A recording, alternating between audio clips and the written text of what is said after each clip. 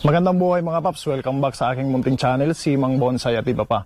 So ngayon mga paps, ay samahan nyo ko na kunin, i-harvest itong golden legume tree na aking tinanim dito, almost direkta sa lupa para gawing garden tree. So ang procedure mga paps ng paggawa ng garden tree ay parang gumawa ka na rin ng bonsai. Yan nga lang ay di hamak na mas malaki talaga yung garden tree kumpara sa bonsai na talagang nature na puno, mga paps.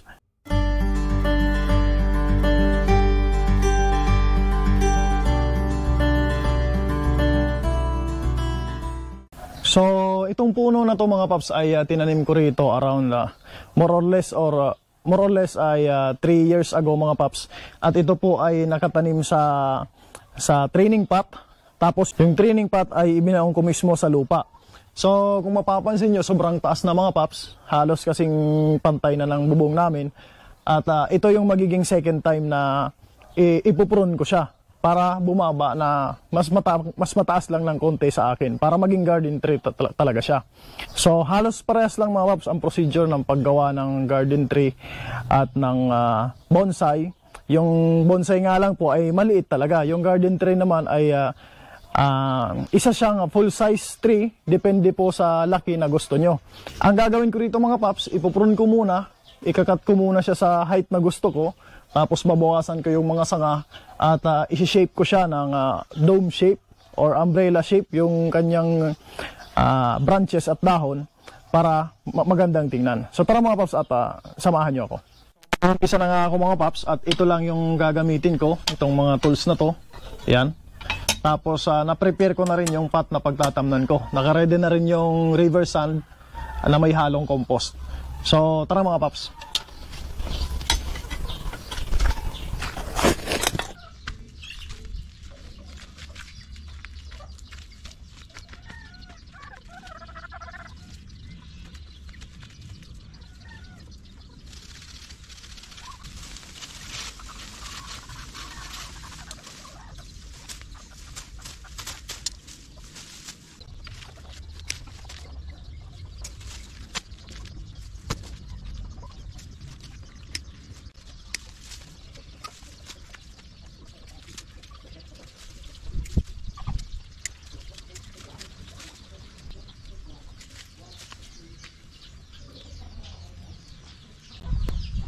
So ayan mga paps, at naputol ko na nga yung pinaka taas niya. Ayan, naprune ko na rin.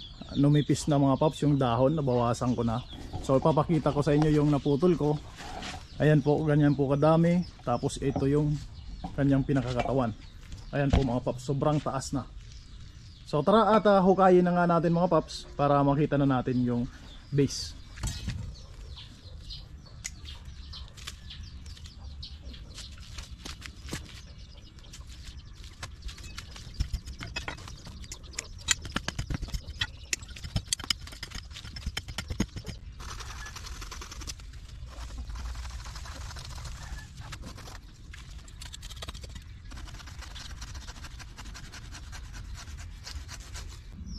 So yan po ang sikreto mga paps.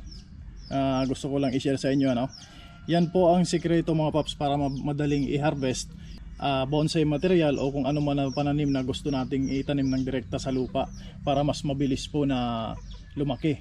Kung napapansin niyo po yan pong green na yan po ay batya o palanggana mga paps.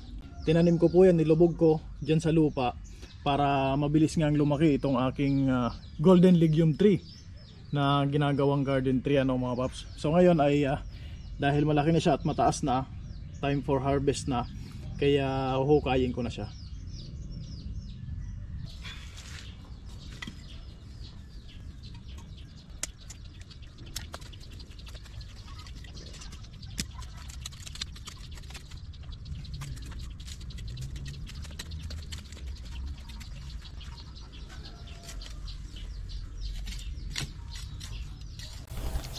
So eto na po mga paps at nabunot ko na, nahukay ko na.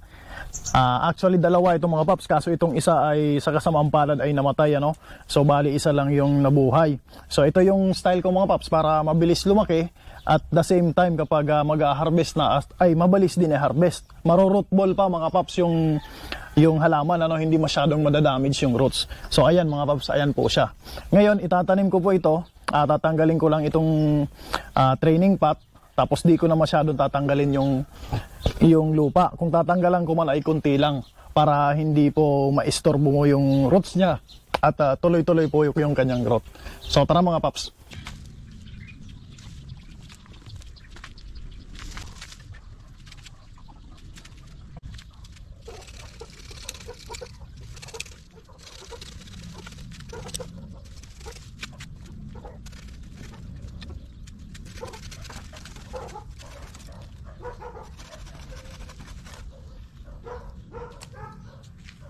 So ngayon mga paps, ay itatanim ko na siya rito.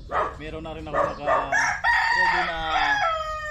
ako naka-ready na pang-angkor sa kanya, no, securing wire. So lalagyan ko muna mga paps ng river sand. At pagkatapos nito ay isi-secure ko na yung golden legume.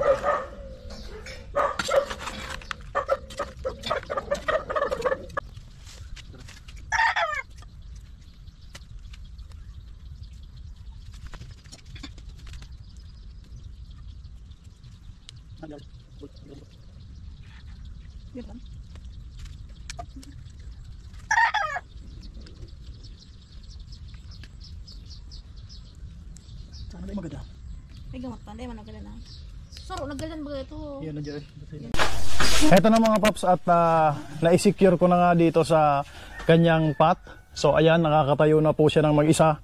Ngayon ay pupunuan ko na lang ito ng soil o river sand para matapos na, ano, mga paps.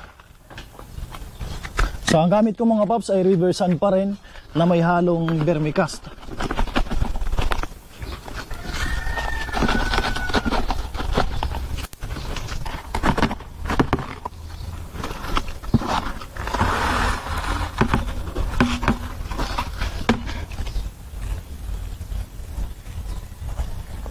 So dapat pag ganitong bagong tanim mga paps ay dapat matabunan lahat ng lahat ng roots para hindi siya matuyo at siguradong mabuhay.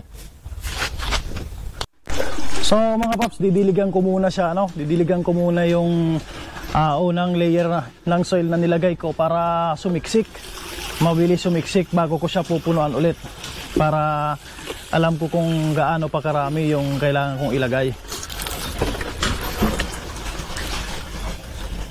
So mas mabilis mga paps maisiksik yung lupa kapag dinidiligan, kapag nababasa, lalo na yung river sand, kasi dapat nito ay walang space doon sa niya, kasi bagong tanim na istorbo yung kanyang roots. Kaya dapat mag-maintain ng moist.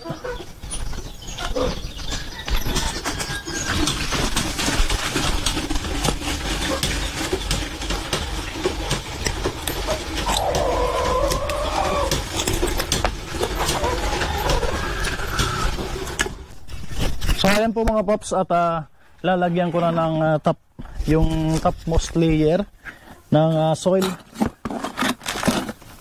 para matapos na, Tapos after nito mga paps, lalagyan ko po ng tela yung ibabaw niya para matakpan yung roots na naka-expose, kasi para hindi ma-dry.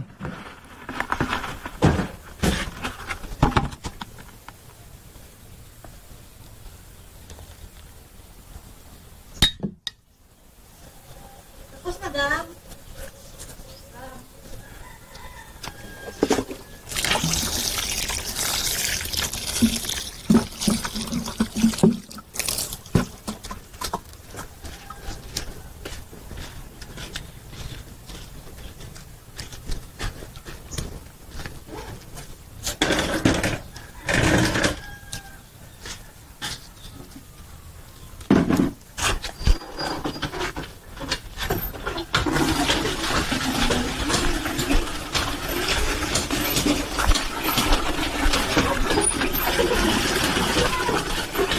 So itong tela po mga paps ay to maintain ng moisture nitong roots Lalo na especially po itong naka-expose kasi wala po akong moss. Maganda sana kung may moss.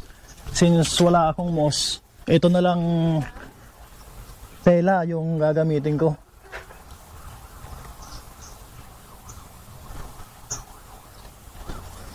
Kung may moss sana mga paps, ano, yung dried moss, mas maganda sana yon.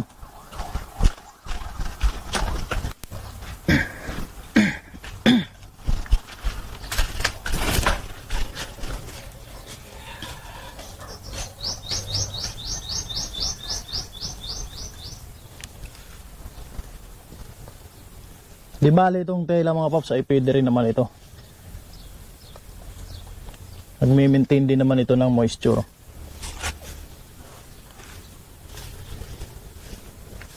At the same time mga paps, nagpe-prevent ito ng parang erosion ano, ng ating soil medium.